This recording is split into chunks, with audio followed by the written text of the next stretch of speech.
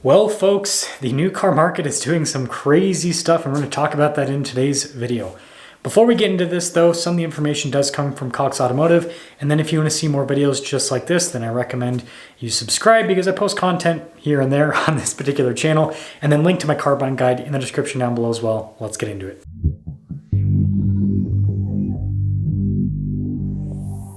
So the big headline for today is that new car transaction prices are still on the decline. Now, this is very important to note.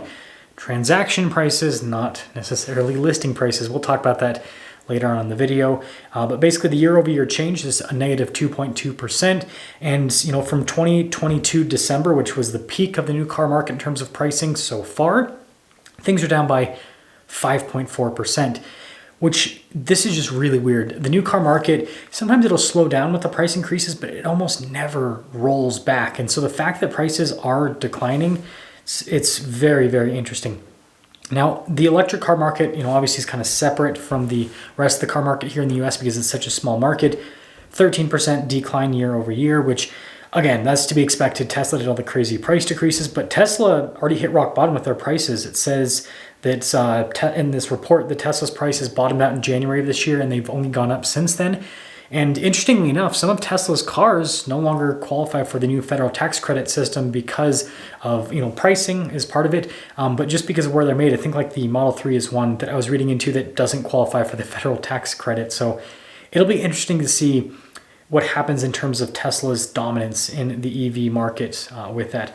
Now, the last thing when it comes to pricing is that affordable cars are disappearing. So basically, there's only 9 new vehicles that are under $25,000.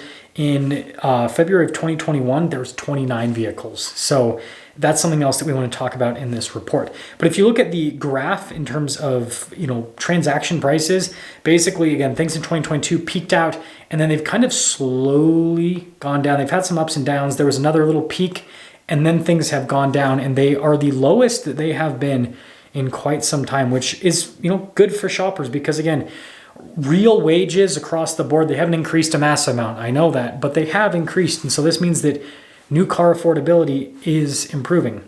Now, if you're wondering why these prices are declining, a big part of it is just new vehicle inventory. There's over 2.5 million new vehicles available for sale in the market. Still not what we had prior to the pandemic when it comes to inventory. There was over 3 million units back then. But compared to the sales pace, which is in that 15 million unit range, that's a lot of inventory. I mean, we're getting to the point where we're creeping up on that 100 days of inventory across the industry. Not quite there, but we are getting closer. Now, in terms of the actual discounts on these cars, and this is very important to note, most of them are coming from incentives, which incentives are not all the time. They are month to month. But there are some vehicles that have seen some real price decreases, like the Jeep Grand Cherokee, for example, saw a real MSRP decrease. Like all the cars Jeep Grand Cherokees got re-invoiced. I think it went down with most of them by like $4,000 in terms of the MSRP. So you are seeing some vehicles get like a real complete, like this is it. That's like, it's got a real price decline, or as others, most of it's just incentives where a manufacturer decides like, oh, we want a little bit more discount this month. This month we're not going to do so much discount. And then in terms of the players, it's typical, right? You've got Honda and Toyota that have no inventory, so they have the lowest discounts, and then you have stuff like Ford and Jeep and Dodge that have the most inventory, and so you're seeing bigger and bigger discounts. And I think this really does show with the automakers and their pricing. So for example, BMW, they see a price decline. Ford, big price decline, 3.3%. And then Geely, which has Volvo, for example, 3.4%. Interesting. General Motors, 0.1%, which, GM seemed to be pretty reasonable with their pricing. Honda, interestingly enough, that's weird because Honda has no inventory, but yet their pricing has gone down. Hyundai's gone up. Mazda's gone up in pricing. Nissan and Mitsubishi, 8.5%. I mean, that's kind of expected. Stellantis increased their prices, but again, their incentives are bigger in a lot of their vehicles. Subaru's gone up a little bit. And then Tesla, 16.1%. That's crazy. Toyota's gone up by 2.7%. So Toyota is the one that makes the most sense to me because, again, they're still selling out. So Toyota does have some pricing power, but I do think there's going to be some weakness with certain models, like the new Toyota Tacoma. This is just anecdotal, but I've seen a lot of comments on my reviews of people saying that it's just too expensive. And so I wonder if we're going to see a pullback over the course of this year with Toyota. And so I want to I know this was all over the place. The new car market's very big though, but I want to pull this all together and talk about what this means moving forward, what we'll most likely see in the market. So starting with the EV side of things in the market that people are probably least interested in, that market is probably going to just sit where it's at for the time being. Again, Tesla has such a big market share that whatever Tesla does will determine what happens to the market.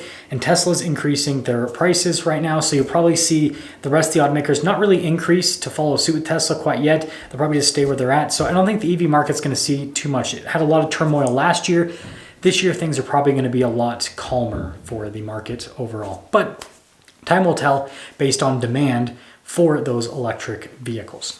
Now, when it comes to the rest of the car market, it's going to depend on the automaker, but I think that we're going to see the list things high, sell things low type thing happen in the market with dealerships and with manufacturers. Again, most manufacturers haven't decreased the real MSRPs on their cars by all that much. They've just released incentives. And so what that means is they're going to continue to creep up those MSRP prices, but then if the demand isn't where they want it to be, they'll just release a rebate for a month. And then once the demand's where they want it to be, then maybe they'll kind of pull back on those incentives. And that's what we're really seeing across the board. And so I think that we'll continue to see listing prices stay where they're at, maybe even increase. But actual transaction prices, I think, are going to keep going down because, again, the car market's just not as big as it is in a normal world, I guess we could say. Again, it's in that 15 million unit range when 17 million units is more healthy. And so until we get into that range, there's going to be this kind of back and forth to slowly increase the volume. The only way to increase volume is to decrease prices. Now, I know a lot of people are going to say, well, no, the automakers will just keep the prices high so they can make more profits. And that only goes so far because you have to remember that you are not the automaker's customer. Dealerships are customers for the automakers, and dealerships are starting to turn away more and more of their allocation because cars aren't selling quick enough, and dealerships aren't making the money on certain models that they'd like to make because they have to discount them so much. So they're not necessarily taking in those models like they would before. And just with the situation altogether, automakers are not doing as well selling cars to dealerships, which is their real customer. And so that means that, automakers are probably gonna have to adopt different strategies, which that different strategy is ultimately most likely going to be more volume. It's gonna be different with each automaker. But regardless, with everything that we have right now, my educated guess moving forward is that we're going to continue to see transaction prices not crash, but continue to decline into the near future at the same time that MSRPs are going to increase. And so it's going to be a market where education is very important. I'll see you.